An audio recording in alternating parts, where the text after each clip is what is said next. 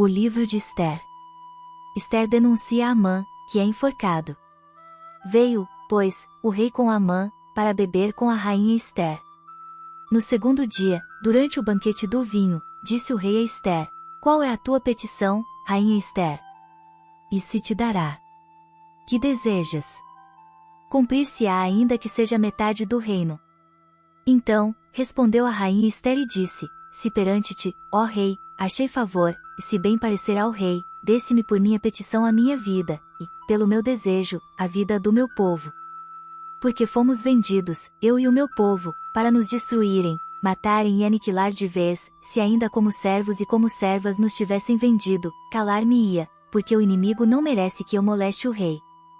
Então, falou o rei Assuero e disse à rainha Ester: Quem é esse e onde está esse cujo coração o instigou a fazer assim? Respondeu Ester: O adversário e inimigo é este mau Amã. Então, Amã se perturbou perante o rei e a rainha. O rei, no seu furor, se levantou do banquete do vinho e passou para o jardim do palácio. Amã, porém, ficou para rogar por sua vida à rainha Ester, pois viu que o mal contra ele já estava determinado pelo rei. Tornando o rei do jardim do palácio à casa do banquete do vinho, Amã tinha caído sobre o divã em que se achava Ester.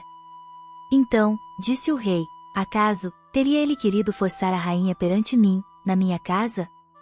Tendo o rei dito estas palavras, cobriram o rosto de Amã.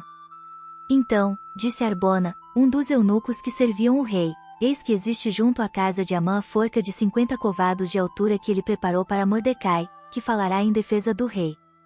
Então, disse o rei: Enforcai-o nela. Enforcaram, pois, Amã na forca que ele tinha preparado para Mordecai.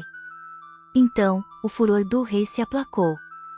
Naquele mesmo dia, deu o rei Assuero à rainha Ester a casa de Amã, inimigo dos judeus, e Mordecai veio perante o rei, porque Ester lhe fez saber que era seu parente. Tirou o rei o seu anel, que tinha tomado a Amã, e o deu a Mordecai. E Ester pôs a Mordecai por superintendente da casa de Amã. Falou mais Ester perante o rei e se lhe lançou aos pés, e, com lágrimas, lhe implorou que revogasse a maldade de Amã, o Agagita, e a trama que havia empreendido contra os judeus. Estendeu o rei para Ester o cetro de ouro. Então, ela se levantou, pôs-se de pé diante do rei e lhe disse: Se bem parecer ao rei, se eu achei favor perante ele, se esta coisa é reta diante do rei, e se nisto lhe agrado, escreva-se que se revoguem os decretos concebidos por Amã, filho de Amedata, o Agagita, os quais ele escreveu para aniquilar os judeus que há em todas as províncias do rei. Pois como poderei ver o mal que sobrevirá ao meu povo? E como poderei ver a destruição da minha parentela? Então, disse o rei Assuero à rainha Ester e ao judeu Mordecai: Eis que dei a Ester a casa de Amã, e a ele penduraram numa forca, porquanto intentara matar os judeus. Escrevei, pois, aos judeus, como bem vos parecer, em nome do rei, e selai-o com o anel do rei, porque os decretos feitos em nome do rei e que com o seu anel se selam não se podem revogar. Então, foram chamados, sem detença, os secretários do rei, aos 23 dias do mês de Sivã, que é o terceiro mês. E, segundo tudo quanto ordenou Mordecai, se escreveu um edito para os judeus, para os sátrapas, para os governadores e para os príncipes das províncias que se estendem da Índia à Etiópia, 127 províncias, a cada uma no seu próprio modo de escrever, e a cada povo na sua própria língua, e também aos judeus segundo o seu próprio modo de escrever e a sua própria língua. Escreveu-se em nome do rei Assuero, e se selou com o anel do rei. As cartas foram enviadas por intermédio de correios montados em jinetes criados na cudelaria do rei.